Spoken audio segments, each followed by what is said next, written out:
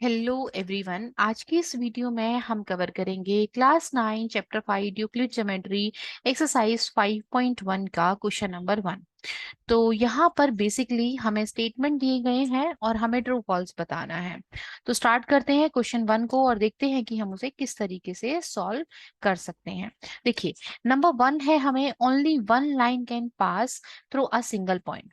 जो पहला वाला स्टेटमेंट है उसमें दे रखा है कि सिर्फ एक सिंगल पॉइंट से हम एक लाइन को पास करा सकते हैं। तो हम करके देख लेते हैं। हमने मान लीजिए यहाँ पर एक पॉइंट लिया, उसमें से लाइन क्रॉस कराई तो वन लाइन, एक और लाइन क्रॉस कराई टू लाइन, एक और लाइन क्रॉस कराई थ्री लाइंस, एक और कराई फोर लाइंस।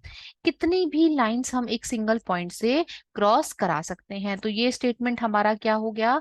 ये स्टेटमेंट हमारा फॉल्स हो गया। ठीक है जी। अगला देखते हैं। सेकंड है हमारा there are an infinite number of line which pass through two distinct point. दो अलग अलग पॉइंट से हम इनफाइनाइट लाइंस को पास करा सकते हैं। तो देखिए, मान लीजिए मैंने इन दोनों पॉइंट्स को ज्वाइन कराया। अगर हम इन दोनों को मिलाएंगे तो किस तरीके से? ऐसे मिलाएंगे तो ये तो लाइन रही ना, ऐसे मिलाएंगे तो भी ये लाइन नहीं रही। तो ये भी क्या हुआ? फॉल्स हुआ। क्यों फॉल्स हुआ? अब इसका रीजन क्या देखेंगे, लिखेंगे हम कि we can only pass one line from two distinct, दो अलग अलग, डिस्टिंक्ट का मतलब होता है दो अलग अलग पॉइंट्स। तो दो अलग अलग पॉइंट से सिर्फ हम एक लाइन को पास करा सकते हैं। नंबर 3 देखिए हमारा, a terminated line can be produced indefinitely on both the side. तो देखिए, टर्मिनेटेड लाइन कैसी लाइन होती है? जिसके दो एंड पॉइंट हमारे पॉइंट होते हैं। तो ये हमारी टर्मिनेटेड लाइन हो गई। इस इसे हमें दोनों साइड से हम बढ़ा सकते हैं, इधर से भी बढ़ा सकते हैं इनडेफिनेटली, कितना भी, इधर से भी बढ़ा सकते हैं। तो ये क्या हुआ हमारा? ट्रू हुआ। क्या हुआ हमारा? Third statement true, second false. First भी क्या था हमारा? फॉल्स था। सेकंड हमारा फॉल्स। ठीक है जी।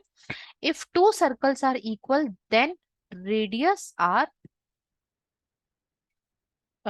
इक्वल। तो अगर दो सर्कल्स हमारे इक्वल हैं, दो सर्कल्स इक्वल हैं तो उनकी रेडियस भी इक्वल होगी। ऑब्वियस सी बात है, इक्वल कब होंगे? जब एक दूसरे पर ओवरलैप हो जाएंगे। ठीक है, अगर ये दो सर्कल इस तरीके से हैं कि मैं एक दूसरे के ऊपर रखूं तो कोइंसाइड हो जाए, मतलब एक दूसरे के ऊपर ओवरलैप हो जाए, तो इनकी रेडियस भी क्या होगी? इक्वल होगी। तो ये भी स्टेटमेंट क्या हुआ? ट्रू हुआ। ठीक है। आगे देखिए, फिफ्थ है हमारा, ए बी बराबर है पी क्यू के, पी क्यू बराबर है एक्स वाई के और ए बी बराबर है एक्स वाई के। देखिए, हमें यहाँ पे कुछ लाइंस दी गई हैं।